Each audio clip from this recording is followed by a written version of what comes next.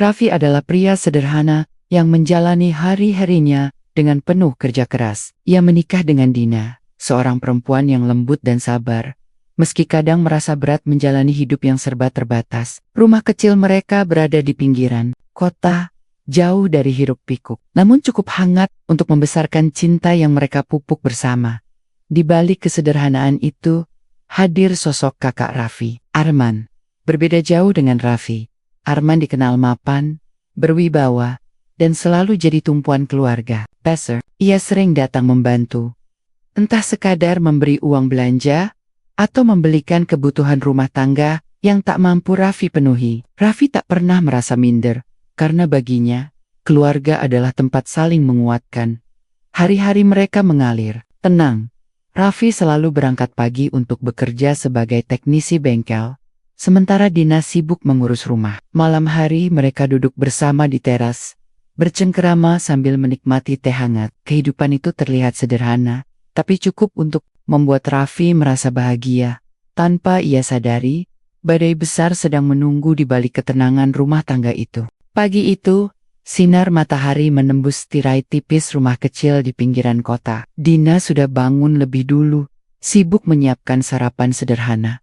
Nasi, telur dadar, dan sambal kesukaan suaminya. Aroma bawang goreng yang renyah menguar, memenuhi ruangan mungil yang jadi pusat aktivitas mereka.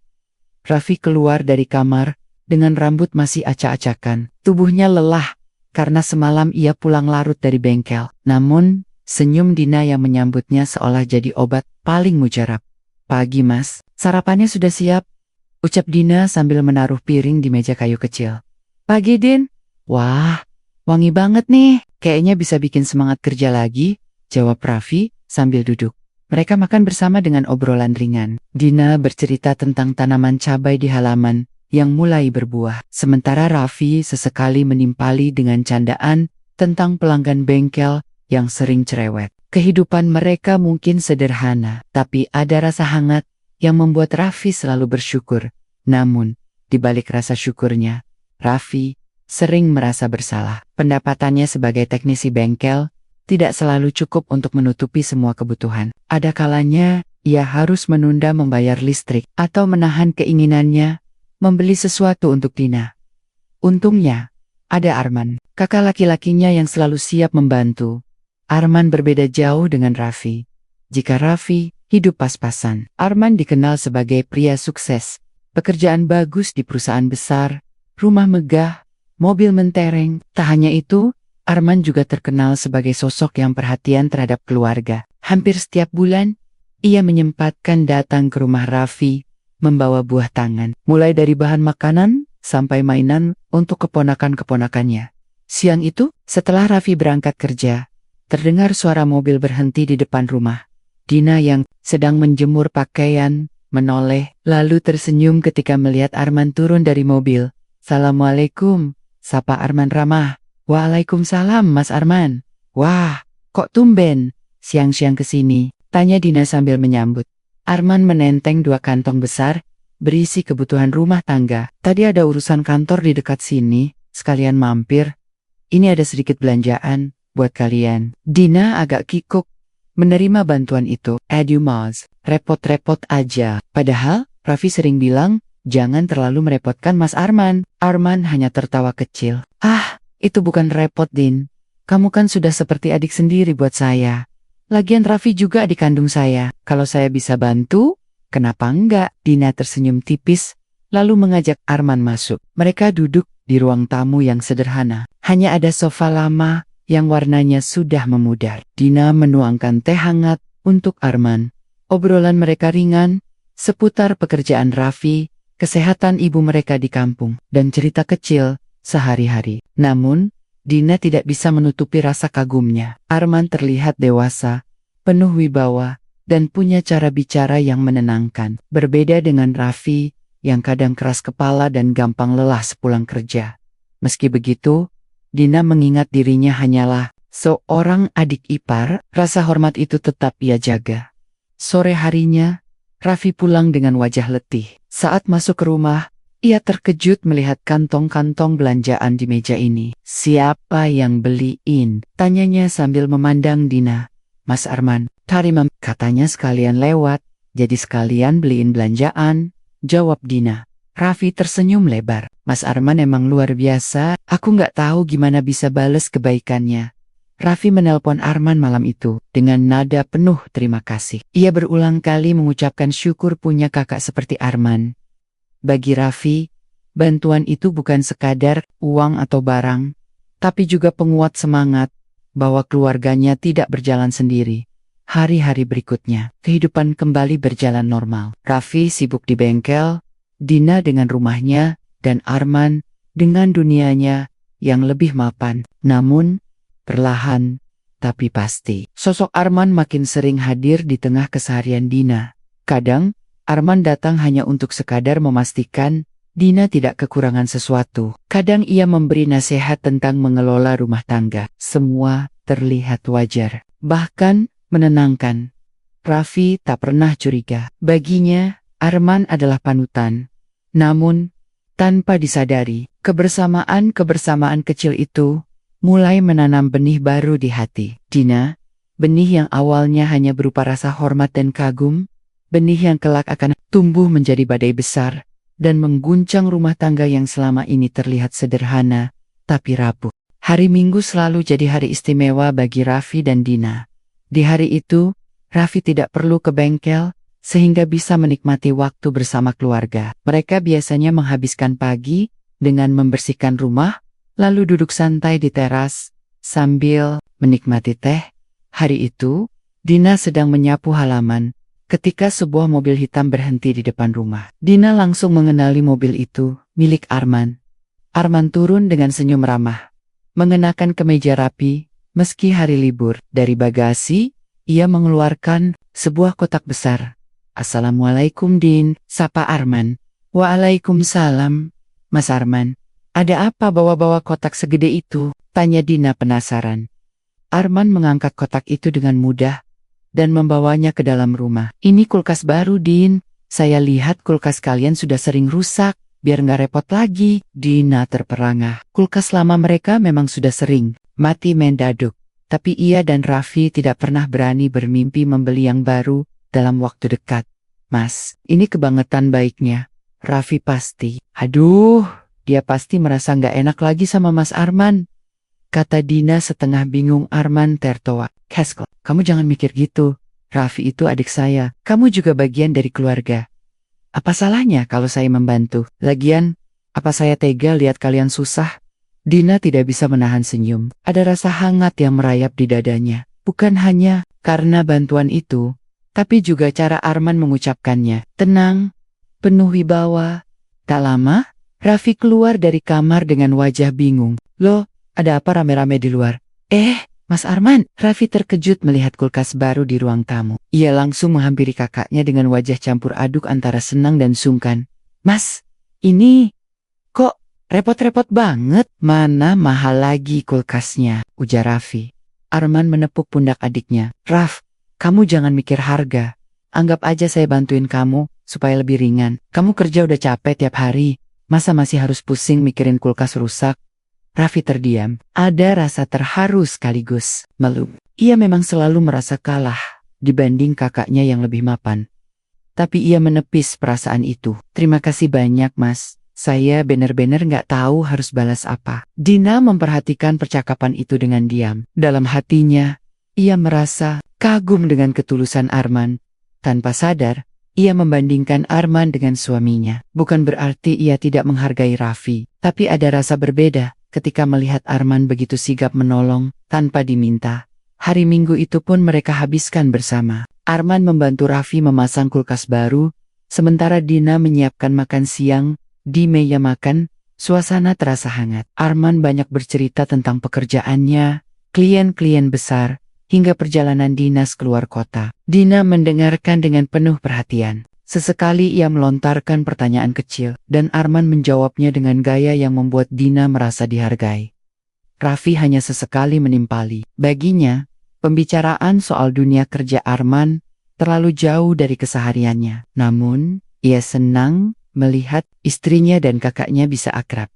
Malam harinya, setelah Arman pulang, Dina duduk di ruang tamu, sambil melamun. Matanya masih tertuju pada kulkas baru itu. Bukan soal barangnya, tapi lebih pada siapa yang memberikannya.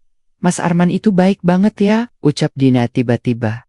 Raffi yang sedang memperbaiki motor mainan di teras, menoleh. Iya, Mas Arman emang selalu perhatian. Aku bersyukur punya kakak kayak dia. Kita nggak boleh nyia-nyiain kebaikannya. Dina mengangguk. Ia ingin mengatakan lebih banyak. Ingin mengungkap rasa kagumnya yang semakin besar. Tapi ia menahan diri. Ia tahu tidak pantas mengucapkan itu di hadapan suaminya. Hari-hari berikutnya, Arman makin sering datang. Kadang ia membawa bahan makanan. Kadang sekadar mampir untuk ngobrol. Raffi merasa senang karena keluarganya diperhatikan. Namun bagi Dina, kunjungan Arman membawa perasaan lain yang semakin sulit ia jelaskan. Ada rasa hangat setiap kali. Arman menatapnya sambil tersenyum. Ada getaran aneh ketika tangan Arman tanpa sengaja bersentuhan dengan tangannya saat memberikan sesuatu. Semua itu ia simpan ropet-ropet, meyakinkan diri bahwa itu hanya kekaguman seorang adik ipar. Namun, benih itu mulai tumbuh. Benih yang mungkin terlihat kecil bagi Dina. Tapi jika dibiarkan, ia tahu bisa menjadi sesuatu yang berbahaya. Siang itu, matahari terik menyinari jalanan. Dina baru saja selesai belanja sayur di warung dekat rumah. Tangannya penuh dengan kantong plastik berisi cabai, bawang, dan sayuran segar. Saat melangkah ke depan rumah, ia terkejut mendapati sebuah mobil hitam terparkir di sana. Pintu mobil terbuka, dan sosok Arman keluar sambil melambaikan tangan. Dina, pas banget ketemu, biar saya bawain belanjaannya, kata Arman sambil menghampiri. Dina sempat ragu, tapi akhirnya menyerahkan kantong belanja itu. Mas, gak usah repot, saya kuat kok. Arman tertawa kecil. Kamu ini, mana pantas saya. Biarin adik ipar saya bawa barang sendirian. Raffi bisa marah kalau tahu. Kalimat itu sederhana, tapi entah kenapa membuat hati Dina hangat. Ia tersenyum tipis sambil membuka pintu rumah. Arman ikut masuk, meletakkan belanjaan di dapur, lalu dengan santai duduk di ruang tamu.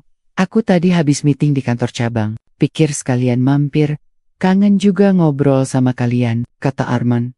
Dina menuangkan teh manis hangat. Kebiasaannya setiap kali ada tamu, ia duduk berhadapan dengan Arman, mencoba menjaga sikap sopan. Mas Raffi masih di bengkel. Paesanya sore, ujar Dina. Ya, saya tahu, Raffi itu pekerja keras, tapi jangan lupa juga kesehatan. Kamu tolong ingetin dia ya Din, jangan sampai kecapekan, kata Arman. Matanya menatap Dina dengan serius. Dina mengangguk pelan. Ada sesuatu di tatapan itu yang membuatnya gugup. Ia buru-buru menunduk pura-pura, merapikan gelas di meja. Obrolan berlanjut. Tapi kali ini bukan tentang keluarga besar atau urusan rumah tangga biasa. Arman mulai bertanya hal-hal yang lebih pribadi.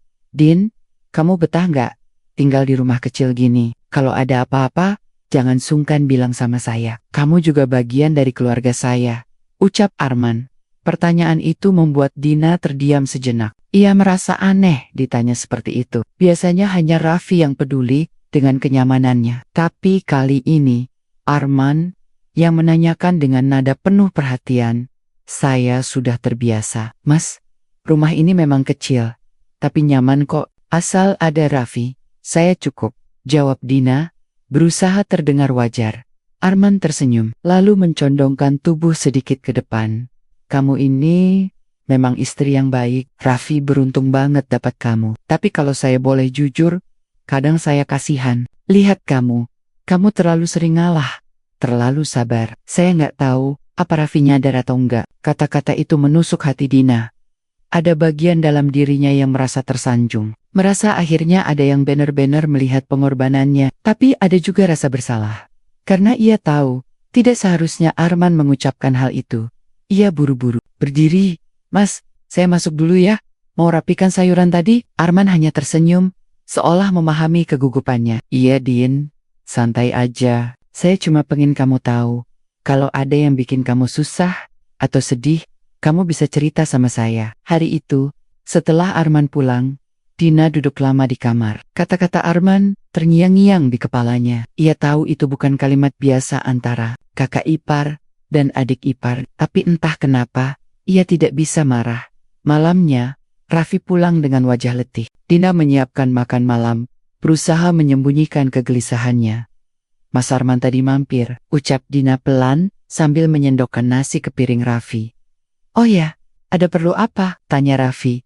Nggak ada. Cuma ngobrol, dia bilang.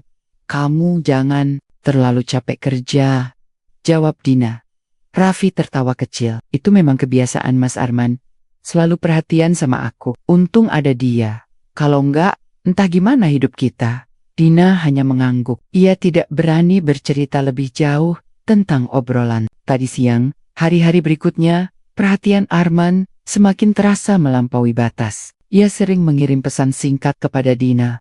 Menanyakan kabar, mengingatkan, makan, bahkan sekadar menyelipkan kata-kata manis seperti jaga kesehatan ya, atau kamu jangan terlalu capek sendirian di rumah. Awalnya Dina ingin mengabaikan, tapi setiap kali membaca pesan itu, hatinya bergetar. Ada perasaan aneh yang membuatnya sulit membedakan antara perhatian tulus seorang kakak ipar atau sesuatu yang lebih dalam. Ia berusaha menepis pikiran buruk itu. Arman hanya baik, jangan berpikir makam-makam, bisiknya pada diri sendiri. Namun jauh di lubuk hatinya, ia tahu ada garis tipis yang mulai dilewati. Garis yang jika terus diterobos, bisa menjerumuskannya ke jalan yang salah. Hari itu, hujan turun deras sejak pagi. Atap seng rumah Raffi dan Dina berisik, menahan hentakan air. Dina duduk di ruang tamu sambil menatap layar ponselnya. Bosan, karena tidak bisa kemana-mana. Raffi sudah berangkat ke bengkel sejak subuh. Meski hujan deras, karena ada pelanggan yang menunggu. Sesaat kemudian, ponselnya bergetar. Pesan masuk dari Arman. Din, hujan di sana deras banget ya? Kamu nggak apa-apa sendirian di rumah? Dina membaca pesan itu sambil menggigit bibir. Ia ragu membalas, tapi tangannya bergerak sendiri. Iya mas, hujan deras. Saya di rumah aja. Tak lama, balasan datang. Kalau butuh sesuatu kabarin. Jangan sungkan, saya bisa mampir sekalian pulang kantor nanti. Dina menatap lama layar. Pansli, ada rasa nyaman karena diperhatikan. Sesuatu yang jarang ia dapatkan dari Raffi belakangan ini. Bukan karena Raffi tidak peduli, tapi karena suaminya terlalu lelah bekerja. Dina tahu itu, tapi hati kecilnya tetap merasa haus akan perhatian. Siang menjelang sore, suara ketukan pintu terdengar. Dina ketika dibuka, ternyata Arman berdiri di sana, basah kuyup karena hujan, meski sudah memakai jas hujan. Mas Arman, kok basah-basahan begini? Seru Dina sambil sepat-sepat mengambil handuk. Arman tersenyum. Aku tadi pulang kantor. Hujan makin deras. Aku ingat kamu sendirian. Jadi sekalian mampir bawa sedikit makanan. Takutnya kamu belum masak. Dina menerima kantong plastik berisi nasi kotak dan gorengan. Ada rasa hangat menjalar di dadanya. Mas ini repot-repot banget. Padahal saya bisa masak sendiri. Ucapnya pelan. Din, kamu jangan sungkan sama saya. Kamu itu bagian dari keluarga. Kalau saya bisa bikin kamu sedikit lebih ringan, saya senang, jawab Arman sambil mengeringkan rambutnya. Mereka duduk di ruang tamu, menikmati gorengan, sambil mendengar suara hujan. Obrolan awalnya ringan, tapi perlahan mengalir ke hal yang lebih pribadi. Din, ucap Arman, tiba-tiba. Kamu pernah capek nggak jadi istri Raffi? Maksud saya, dia kan kerja keras, kadang pulang larut, mungkin kamu sering sendirian. Dina terdiam. Pertanyaan itu seperti menyentuh sesuatu yang selama ini ia simpan rapat. Saya, kadang, memang merasa sepi. Tapi saya ngerti, Mas Raffi, kerja buat saya juga, jawab Dina lirih. Arman menatapnya dalam. Kamu itu terlalu banyak ngalah. Kalau saya jadi Raffi, saya nggak akan biarin istri saya ngerasa sendirian terus. Dina menandok. Jantungnya berdegup lebih cepat. Ia tahu seharusnya berhenti, seharusnya mengalihkan topik, tapi justru ia melanjutkan. Kadang saya pengen cerita mas, tapi Raffi pulang selalu capek. Kalau saya banyak ngomong, takutnya malah bikin dia tambah pusing. Arman tersenyum samar. Kalau gitu, kamu cerita sama saya aja. Saya janji akan dengerin. Sejak hari itu, Sebuah kebiasaan baru terbentuk. Dina mulai sering mengirim pesan kepada Arman, menceritakan hal-hal kecil tentang tanaman yang layu, tetangga yang cerewet, bahkan rasa lelahnya mengurus rumah sendirian. Arman selalu membalas dengan kata-kata menenangkan, seolah punya banyak waktu untuknya.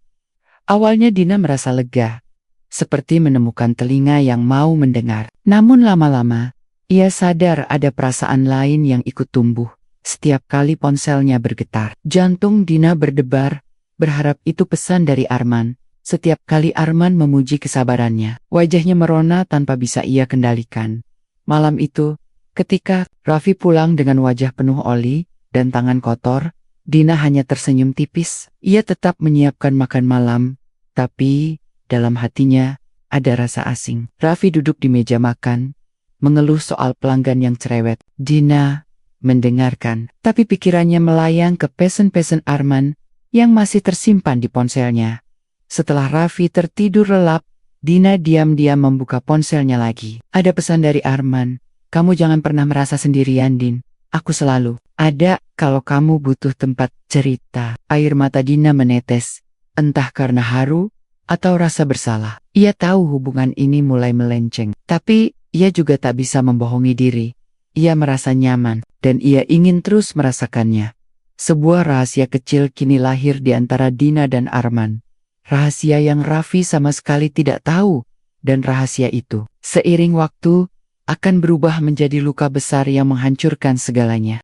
Hari itu, Sabtu sore, hujan baru saja reda, menyisakan udara lembab dan jalanan yang basah. Raffi harus lembur di bengkel, karena ada mobil pelanggan yang harus selesai hari itu juga. Dina duduk di ruang tamu sendirian, menatap layar televisi, tanpa benar-benar memperhatikan. Hatinya gelisah, sepi kembali menghampiri. Ponselnya bergetar. Sebuah pesan dari Arman muncul. "Din, kamu lagi di rumah sendirian. Aku lewat dekat sini.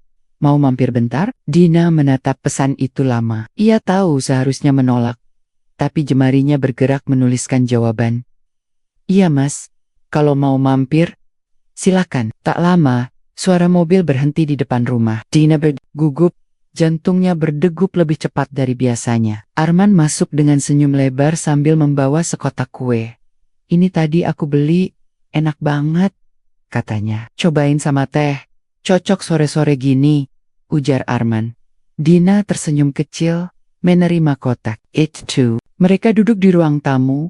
Obrolan mengalir seperti biasa, tentang pekerjaan, tentang ibu mereka di kampung, hingga tentang kehidupan sehari-hari.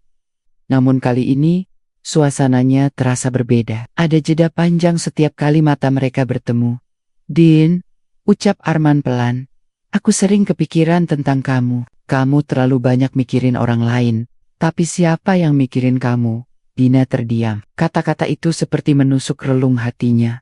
Air matanya menetes tanpa ia sadari. "Mas, jangan ngomong gitu. Saya jadi bingung," jawab Dina lirih. Arman mendekat, menyodorkan tisu, tangannya tanpa sengaja menyentuh jari Dina. Ada aliran listrik halus yang menjalar di tubuhnya. "Kamu nggak sendirian, aku ada," ucap Arman dengan suara berat. Hati Dina bergejolak. Ia tahu, ini salah. Tapi ada rasa hangat yang tak bisa ia tolak. Saat Arman menggenggam tangannya, Dina tidak menarik diri. Matanya berkokok-kokak, tubuhnya gemetar. "Mas, kita boleh begini," bisiknya. Tapi suaranya nyaris hilang. Arman menatapnya dalam, lalu perlahan meraih wajah Dina. "Aku juga tahu ini salah.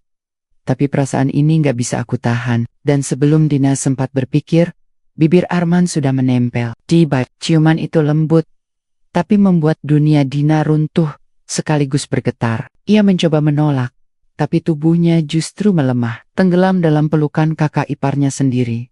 Detik itu, garis batas yang selama ini ia jaga runtuh. Setelah beberapa saat, mereka terpisah. Dina menandok, wajahnya merah, napasnya tersengal. "Mas, apa yang kita lakukan barusan nggak seharusnya terjadi." Arman mengusap pipinya perlahan. "Aku janji nggak akan maksa kamu, tapi aku nggak bisa bohong, Din. Aku sayang sama kamu." Kata-kata itu membuat hati Dina semakin kacau. Ia tahu, ia mencintai Raffi, suaminya. Tapi perhatian Arman, cara Arman membuatnya merasa berharga. Itu sesuatu yang sudah lama ia rindukan. Sore itu, mereka berpisah dengan hati yang sama-sama berat. Dina mengunci diri di kamar, menangis sejadi-jadinya. Rasa bersalah menyesakkan dadanya. Tapi di sisi lain, bayangan pelukan Arman terus menghantui pikirannya. Malamnya, Raffi pulang dengan wajah lelah. Dina berusaha bersikap normal, menyiapkan makan malam, dan mendengarkan keluhannya. Tapi senyum Dina terasa kaku. Pikirannya tidak benar-benar ada di sana. Raffi tidak menyadari apa-apa. Ia hanya berkata, "Din, terima kasih ya, kamu selalu ada buat aku." Kata-kata itu menusuk hati Dina lebih dalam. Ia ingin berteriak, ingin mengaku, tapi tidak sanggup. Ia hanya menunduk, menyembunyikan air matanya. Hari-hari berikutnya, rasa bersalah itu semakin besar. Tapi bukannya menjauh, Dina justru semakin sering berhubungan dengan Arman. Awalnya hanya lewat pesan, lalu telepon, lalu bertemu diam-diam. Setiap kali mereka bertemu, godaan semakin kuat. Sampai akhirnya, pada suatu malam ketika Raffi harus pergi keluar kota untuk pekerjaan mendadak, Dina dan Arman kembali bertemu. Kali ini, mereka tidak lagi mampu menahan diri. Malam itu, perselingkuhan mereka benar-benar dimulai. Pagi itu, matahari bersinar hangat setelah beberapa hari hujan. Dina sedang menyiapkan sarapan di dapur. Suara wajan beradu dengan spatula terdengar, beriringan dengan aroma tumis sayur yang memenuhi ruangan. Raffi duduk di ruang makan, sambil memperhatikan istrinya yang tampak sibuk. Namun, ada sesuatu yang berbeda. Dina terlihat sering melirik ke ponselnya yang terletak di meja dapur. Setiap kali layar menyala, ia buru-buru mendekat untuk mengecek, lalu kembali memasak dengan wajah yang berubah-ubah. Kadang tersenyum samar, kadang terlihat gugup. Raffi memperhatikan itu dengan alis berkerut. "Din, siapa sih yang sering banget chat pagi-pagi gini?" tanyanya santai, mencoba terdengar biasa saja. Dina sedikit terkejut, hampir menjatuhkan sendok. "Oh, ini nggak cuma grup ibu-ibu komplek, Mas. Lagi bahas arisan katanya," jawabnya cepat. Raffi hanya mengangguk. Tapi hatinya tidak sepenuhnya percaya. Ia memang bukan tipe suami yang suka mencampuri urusan pribadi istrinya. Tapi nalurinya menangkap ada sesuatu yang janggal. Setelah sarapan, Raffi berangkat ke bengkel. Namun, sepanjang hari pikirannya melayang. Setiap kali ingat ekspresi Dina yang gugup tadi, rasa tidak nyaman itu muncul lagi. Ia mencoba mengabaikan, meyakinkan diri bahwa istrinya bukan tipe yang macam-macam. Tapi tetap saja ada ganjalan. Sore harinya, Raffi pulang lebih cepat dari biasanya. Ia ingin memberi kejutan kecil pada Dina. Mungkin mengajaknya jalan-jalan sore. Namun, sesampainya di rumah, suasana sepi. Pintu terkunci. Lampu ruang tamu menyala. "Read up, then," panggil Raffi sambil masuk ke dalam. Tidak ada jawaban. Ia berjalan ke kamar, kosong. Di dapur juga tidak ada siapa-siapa. Ponsel Dina terlihat tergeletak di meja ruang makan. Raffi menatap ponsel itu lama. Ia bergulat dengan pikirannya. Haruskah aku cek atau aku percaya saja? Tangannya hampir menyentuh ponsel itu. Tapi ia menariknya kembali. "Aku nggak boleh curiga berlebihan," gumamnya pelan. Tak lama kemudian, terdengar suara pintu terbuka. Dina masuk dengan wajah agak panik, membawa kantong belanjaan. "Mas, udah pulang? Kok nggak bilang dulu?" ucap Dina sambil tersenyum canggung. Raffi tersenyum kecil. "Kebetulan aja bengkel sepi, jadi pulang lebih cepat." "Kamu dari mana?" "Oh, ini tadi belanja sedikit di warung dekat sini, sekalian jalan-jalan sebentar," jawab Dina cepat. Raffi mengangguk, tapi matanya menangkap keringat dingin di dahi istrinya. Dina terlihat seperti baru saja berlari kecil, bukan sekadar berjalan ke warung. Malam itu, saat mereka makan bersama, Raffi terus diam. Dina beberapa kali mencoba mengajak ngobrol, tapi Raffi hanya menjawab singkat. "Mas, kenapa? Capek ya?" tanya Dina hati-hati. "Enggak, cuma kepikiran kerjaan aja," jawab Raffi. Meski sebenarnya pikirannya penuh dengan tanda tanya tentang istrinya. Setelah makan, Raffi keluar rumah untuk duduk di teras. Ia merokok, menatap langit malam. Hatinya gelisah. Ia teringat ucapan orang tua dulu, Kalau istri mulai sering merahasiakan ponsel, itu tanda ada yang disembunyikan. Raffi mencoba menepis pikiran itu. Tapi bayangan Dina yang gugup tadi pagi, dan kepanikan saat pulang sore tadi, terus menghantui. Beberapa hari kemudian, kecurigaan itu semakin kuat. Dina mulai sering beralasan keluar rumah, ke warung, ke rumah tetangga, atau sekadar jalan-jalan. Setiap kali Raffi bertanya, jawabannya selalu singkat dan terdengar dipaksakan. Puncaknya terjadi pada suatu malam. Raffi sedang mencari charger ponselnya, dan tanpa sengaja melihat ponsel Dina tergeletak di meja. Notifikasi pesan muncul sekilas di layar. "Arman, besok kita ketemu lagi ya." Darah Raffi seperti berhenti mengalir. Ia terdiam, menatap layar itu dengan dada berdebar keras. Nama itu jelas tidak asing, Arman, kakaknya sendiri. Namun, sebelum ia sempat membuka ponsel lebih jauh, Dina keluar dari kamar mandi dan buru-buru mengambil ponselnya. "Mas, ini charger udah aku siapin di kamar," ucapnya sambil berusaha tersenyum, meski wajahnya pucat. Raffi menatap istrinya lama, ada ribuan pertanyaan di kepalanya. Tapi mulutnya terkunci, ia tidak ingin ribut tanpa bukti kuat. Malam itu, Raffi tidur dengan mata terbuka, menatap langit-langit kamar. Nama Arman terus terngiang di kepalanya. Kenapa Arman? Kenapa istriku? Belum tahu kebenaran apa yang tersembunyi. Tapi satu hal pasti, rasa percaya yang selama ini ia pegang mulai goyah. Sejak malam ketika Raffi melihat nama Arman muncul di layar ponsel Dina, pikirannya tak pernah benar-benar tenang. Setiap kali ia melihat Dina sibuk dengan ponsel, hatinya seperti diremas. Ia mencoba mengusir prasangka, tapi bayangan pengkhianatan terus menghantui. Beberapa hari setelah kejadian itu, Dina kembali berpamitan. "Mas, aku mau ke warung sebentar, sekalian ketemu Bu Santi. Dia katanya butuh bantuan buat acara arisan minggu depan," ucap Dina sambil menenteng tas kecil. Raffi hanya menatap istrinya. Biasanya Bu Santi gak pernah manggil orang malam-malam. Dina tersenyum kaku. "Iya, soalnya tadi siang dia sibuk. Katanya baru bisa ngobrol malam ini." Raffi mengangguk pelan, pura-pura percaya. "Ya sudah, hati-hati." Dina melangkah keluar rumah. Raffi cepat-cepat mengambil jaket dan kunci motor. Ia menunggu beberapa menit agar Dina tidak curiga, lalu menyusul dari kejauhan. Malam itu, jalanan tidak terlalu ramai. Lampu jalan yang redup membuat suasana terasa semakin menegangkan. Dari kejauhan, Raffi melihat Dina berjalan cepat menyusuri gang kecil, bukan ke arah warung atau rumah Bu Santi. "Kemana kamu, Din?" gumam Raffi, mencoba menjaga jarak agar tidak ketahuan. Dina berhenti di ujung gang. Lalu sebuah mobil hitam berhenti tak jauh darinya. Pintu mobil terbuka, dan dari dalam muncul seseorang yang sangat Raffi kenal. Arman. Dada Raffi berdegup kencang. Tangannya gemetar memegang setang motor. Dunia seakan berhenti berputar saat ia melihat istrinya masuk ke dalam mobil sang kakak.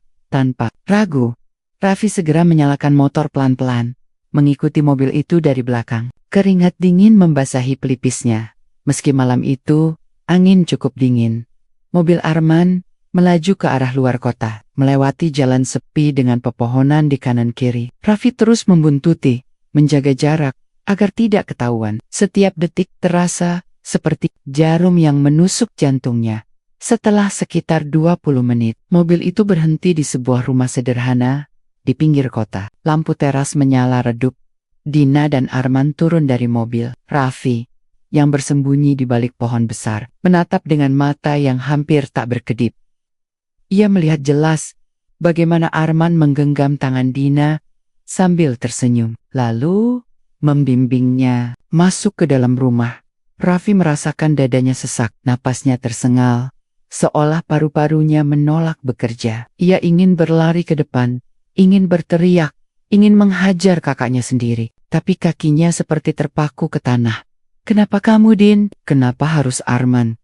Air matanya mengalir tanpa bisa ia tahan. Tubuhnya gemetar, campuran antara marah, kecewa, dan hancur. Ia berdiri lama di kegelapan, mendengarkan suara-suara samar dari dalam rumah itu, membiarkan hatinya terkoyak perlahan.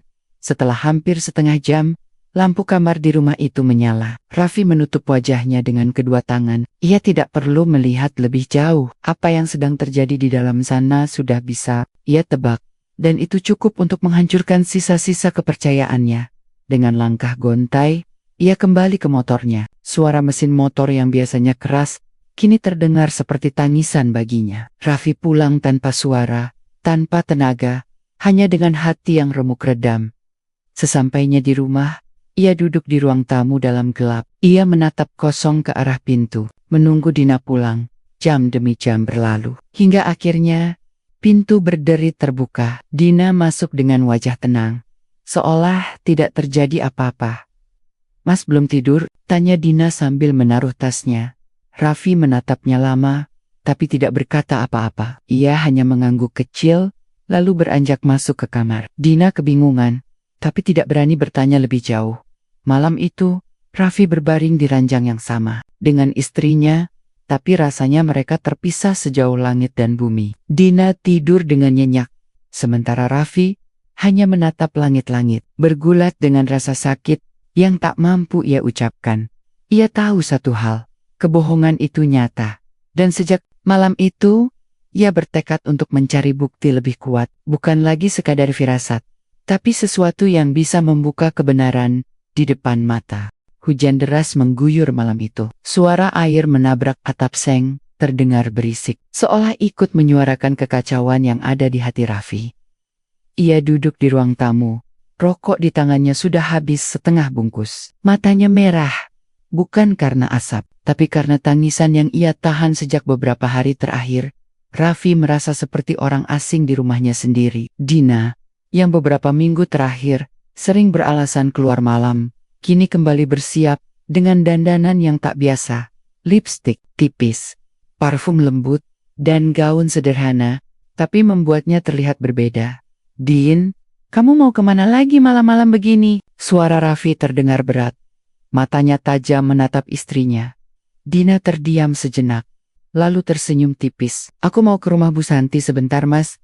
Dia lagi butuh bantuan buat nyiapin arisan besok." Jawaban itu membuat dada Raffi semakin sesak. Ia ingin berteriak bahwa ia sudah tahu semuanya, tapi bibirnya terkunci. Ia memilih berdiri, berjalan ke arah pintu, dan berkata pelan, "Hati-hati di jalan." Dina mengangguk, lalu melangkah pergi. Begitu pintu tertutup, Raffi menepuk meja dengan keras. Suaranya menggema di rumah yang sepi.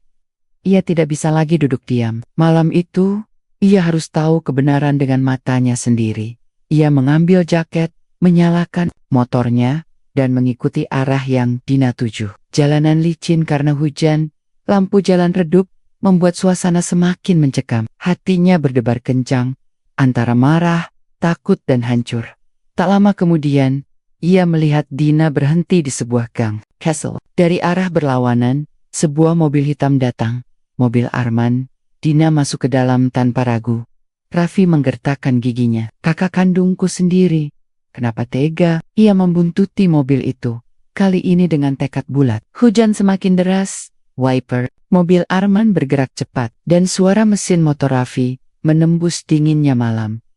Mobil itu akhirnya berhenti di rumah yang sama, seperti malam sebelumnya. Raffi menepi, bersembunyi di balik pagar rumah kosong di seberang. Ia menunggu dengan napas tercekat, tubuh gemetar, mata terfokus pada setiap gerak-gerik mereka. Dari balik jendela yang sedikit terbuka, Raffi bisa melihat bayangan dua orang itu. Dina dan Arman duduk berdekatan, berbicara sambil tertawa kecil. Tak lama, tangan Arman meraih wajah Dina, lalu bibir mereka bertemu dalam ciuman panjang. Dunia Raffi runtuh, air matanya jatuh, bercampur dengan air hujan. Ia merasakan tubuhnya bergetar. Hebat. Bukan hanya karena dingin, tapi karena kemarahan dan rasa dikhianati yang begitu dalam. Namun itu belum berakhir. Beberapa menit kemudian, lampu kamar di lantai atas menyala. Bayangan tubuh Dina dan Arman terlihat bergerak ke dalam kamar. Raffi menutup wajahnya dengan kedua tangan, menahan suara tangis yang nyaris pecah. Ia ingin menerobos masuk, ingin mengakhiri semuanya saat itu juga, tapi pikirannya menahan. Tidak. Kalau aku gegabah, aku hanya akan dianggap gila. Aku butuh bukti. Raffi mengambil ponselnya, merekam setiap kejadian dari balik kegelapan. Tangannya gemetar saat menekan tombol perekam, tapi tekadnya bulat. Ia tidak akan lagi membiarkan dirinya dipermainkan. Tiba-tiba, suara motor lain berhenti di dekat rumah itu. Raffi tersentak. Dari balik hujan, ia melihat seorang wanita turun dari motor. Istri Arman sendiri, Sinta. Wajahnya muram, langkahnya cepat, seolah ia juga sudah lama mencium gelagat perselingkuhan suaminya. Sial, ini bisa kacau, gumam Raffi. Sinta mengetuk pintu dengan keras. Arman, buka pintu, aku tahu, kamu di dalam. Dari balik jendela, Dina dan Arman terlihat panik. Dina berlari ke arah kamar mandi, sementara Arman buru-buru turun ke bawah. Pintu dibuka setengah, tapi Sinta mendorongnya hingga terbuka lebar. Apa kamu pikir? Aku nggak tahu, teriak Sinta. Matanya penuh amarah. Arman mencoba menenangkan, tapi suaranya tenggelam oleh teriakan istrinya. Suasana di dalam rumah menjadi kacau. Dina, yang masih di atas, gemetar mendengar keributan itu. Raffi, dari luar, hanya bisa mengepalkan tangan.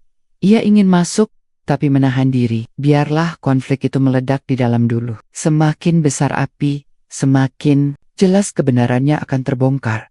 Malam itu, pengkhianatan yang selama ini disembunyikan, akhirnya mulai tersingkap. Raffi tahu, badai besar baru saja dimulai, dan ia bersiap menjadi saksi, bahkan mungkin algojo, atas kehancuran keluarga mereka. Suasana di rumah itu malam itu seperti neraka. Hujan deras di luar makin menambah ketegangan. Suara Sinta yang melengking memenuhi ruangan, bercampur dengan suara Arman yang panik dan mencoba menenangkan. Aku udah tahu semuanya. Arman, jangan bohong lagi. Aku udah ikutin kamu berhari-hari, teriak Sinta. Matanya penuh amarah. Arman mencoba menutup pintu, tapi Sinta mendorongnya hingga membentur dinding. Dina, yang masih di lantai atas, gemetar mendengar semua itu. Ayat, wajahnya dengan kedua tangan, merasa seluruh tubuhnya melemah. Mana dia? Sinta berteriak lagi. Mana perempuan itu? Jangan pikir aku nggak tahu siapa dia. Arman menahan tubuh istrinya, tapi Sinta semakin kalap. Ia melempar tasnya ke lantai, lalu berlari naik ke atas. Dina yang panik buru-buru, bersembunyi di balik pintu kamar. Tapi Sinta lebih cepat. Pintu ditendang terbuka, dan tatapan tajam Sinta langsung menghujam Dina. Jadi benar, kamu Din, suara Sinta bergetar, antara marah dan hancur. Istri, adik suamiku sendiri? Kamu tega. Dina menangis sejadi-jadinya. Sinta, maaf, aku nggak bermaksud. Diam, bentak Sinta. Kamu pikir maaf cukup buat ngapus semua ini? Kamu udah nginjek harga diriku, keluargaku, dan adik suamimu sendiri. Raffi, yang sejak tadi bersembunyi di luar, tak tahan lagi. Ia menerobos masuk ke rumah itu, membuat semua orang terkejut. Wajahnya basah oleh hujan, matanya merah penuh amarah. Raffi, Dina terperanjat. Arman mundur beberapa langkah, wajahnya pucat. Raffi, ini semua salah paham. Raffi menatap kakaknya dengan sorot mata penuh kebencian. Salah paham, aku lihat sendiri kalian berdua masuk rumah ini. Aku lihat sendiri bagaimana kamu ngerusak rumah tanggaku, Man. Hening sesat, hanya suara hujan deras di luar yang terdengar. Dina terisak, sementara Sinta berdiri dengan tangan terkepal. Matanya menyala marah. Aku udah sabar, Din, suara. Raffi bergetar, penuh luka. Aku udah tahan meski sering lihat kamu bohong. Tapi malam ini, aku nggak bisa lagi. Kalian berdua udah nusuk aku terlalu dalam. Arman mencoba mendekat, tapi Raffi menepisnya dengan kasar. Jangan sentuh aku. Kamu kakakku, Man. Seharusnya kamu yang jagain aku, bukan ngerebut istriku. Suasana semakin panas ketika Sinta ikut menyalakan api. Lihat Raffi, aku bukan satu-satunya korban. Dia juga main perempuan lain. Dina bukan yang pertama. Sinta mata terbelalak. Dina menoleh kaget. Begitu juga Raffi. Apa maksudmu? Tanya Raffi. Sinta mengeluarkan ponselnya, menunjukkan serangkaian foto dan pesan. Ini buktinya, selama ini Arman gak cuma sama istrimu. Ada banyak perempuan lain. Dia memang brengsek dari dulu. Aku pura-pura gak tahu. Demi anak-anak, Arman terdiam.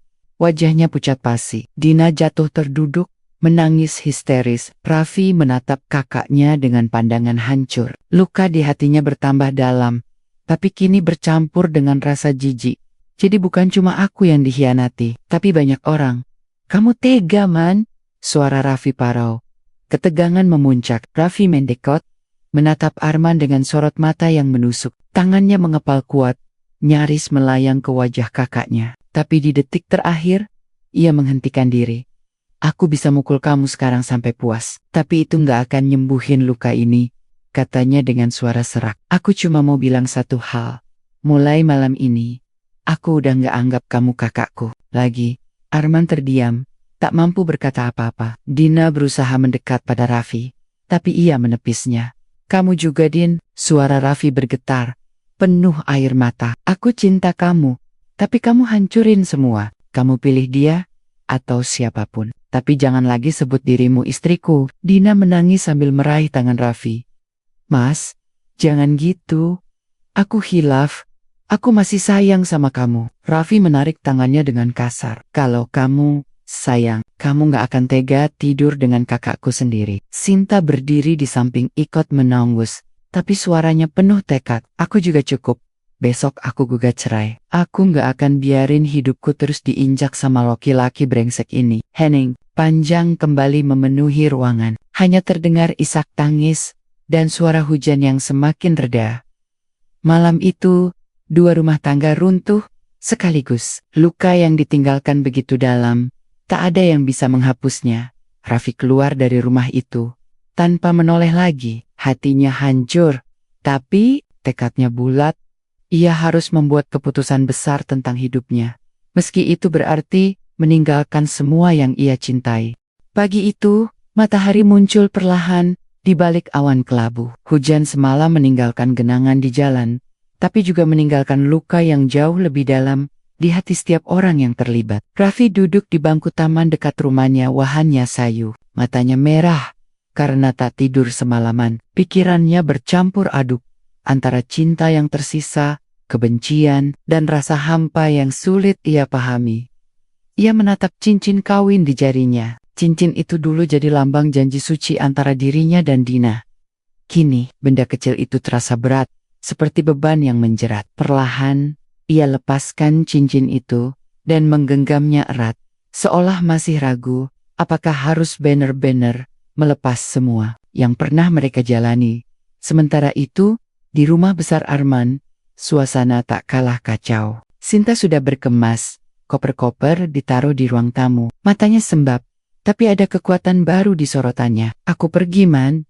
Aku gak mau lagi hidup dengan laki-laki yang udah hancurin semua, katanya dingin. Arman berlutut, mencoba menahan istrinya. Sin, jangan gini, aku bisa berubah. Aku salah, aku khilaf. Khianat bukan hilaf, potong Sinta tajam. Dan aku gak mau anak-anak tumbuh besar melihat ayah mereka seperti ini. Arman hanya terdiam, wajahnya hancur. Semua harga diri yang dulu ia banggakan, kini runtuh. Sementara itu, Dina duduk di kamarnya sendirian. Wajahnya pucat, matanya bengkak karena tangisan. Ia menatap foto pernikahannya dengan Raffi yang tergantung di dinding. Dalam hati, ia menyesali semuanya. Tapi penyesalan itu terlambat. Aku bodoh, aku hancurin rumah tanggaku sendiri, bisiknya. Lirih, air mata kembali jatuh. Siang hari, Raffi akhirnya kembali ke rumah. Dina, yang mendengar suara pintu terbuka, langsung berlari menghampiri, berharap masih ada kesempatan. Mas, aku mohon, kasih aku kesempatan, sekali lagi. Aku janji aku akan berubah. Aku gak akan ketemu Arman lagi. Raffi menatapnya lama, dengan mata yang kosong. Kamu janji gak akan ketemu dia? Padahal, semalam, aku lihat kamu tidur sama dia. Janji apa lagi yang bisa aku percaya, Din? Dina terisak, memegang tangan suaminya. Aku masih cinta sama kamu, tolong jangan tinggalin aku. Hening sejenak, Raffi menutup matanya, menahan gejolak di dadanya. Lalu ia melepas genggaman. Tangan Dina meletakkan cincin kawinnya di meja. Cinta itu nggak cukup kalau udah dikhianati. Mulai hari ini, kita jalan sendiri-sendiri. Dina jatuh berlutut menangis sejadi-jadinya. Mas, jangan, suaranya parau. tapi Raffi tidak menoleh lagi. Saat Raffi keluar rumah, tiba-tiba Sinta datang tergesa. Wajahnya cemas. "Raffi, kamu harus ikut aku sekarang. Ada yang terjadi sama Arman." Raffi tertegan, jantungnya berdetak cepat. Ia dan Sinta berlari menuju rumah Arman. Sesampainya di sana, mereka menemukan Arman tergeletak di lantai ruang tamu, pingsan dengan botol obat tidur kosong di sampingnya. "Arman!" Raffi langsung panik. Mencoba membangunkannya, Sinta berteriak, memanggil tetangga untuk membantu. Sementara Raffi berusaha membawa kakaknya ke rumah sakit. Di ruang gawat darurat, suasana penuh ketegangan. Dokter dan perawat bergerak cepat, sementara Raffi dan Sinta menunggu di luar. Wajah mereka pucat. Beberapa jam kemudian, Dokter "Kami berhasil menyelamatkannya, tapi kondisinya masih lemah. Dia butuh waktu lama untuk pulih, baik fisik maupun mental." Raffi terdudak. Wajahnya penuh air mata. Meski hatinya hancur oleh pengkhianatan Arman, ia masih tak sanggup membayangkan kehilangan kakaknya. Di sampingnya, Sinta Tekjia memandang kosong. "Kalau saja dia nggak serakah, semua ini nggak akan terjadi," bisiknya. Hari itu, segalanya berubah. Sinta benar-benar menggugat cerai, memilih fokus membesarkan anak-anaknya. Dina ditinggalkan Raffi, hidup dalam penyesalan tanpa arah. Arman selamat, tapi kehilangan segalanya. Istrinya, martabatnya, dan kepercayaan adiknya. Raffi berjalan sendiri, membawa luka dalam yang mungkin tak akan pernah sembuh. Malam terakhir di rumahnya, Raffi berdiri di depan lemari, memandangi foto pernikahan yang dulu ia menurunkannya dari dinding, lalu menyimpannya di kotak kayu. "Semua ini hanya tinggal kenangan," ucapnya lirih. Namun, sebelum pergi, ia menuliskan sepucuk surat pendek untuk Dina. "Aku bukan lagi suamimu, tapi aku harap kamu belajar dari luka ini. Jangan ulangi kesalahan yang sama. Aku akan pergi jauh, mencari diriku sendiri. Jangan cari aku lagi, Raffi." Dina membaca surat itu keesokan harinya, menangis sampai tak ada air mata tersisa. Ia sadar, kehilangan Raffi adalah hukuman terbesar yang harus ia tanggung. Dan di kejauhan, Raffi berjalan meninggalkan rumah itu dengan langkah mantap. Luka masih membekas. Tapi ia tahu, suatu hari nanti, luka itu akan jadi pengingat bahwa cinta tanpa kesetiaan hanyalah racun yang perlahan membunuh jiwa.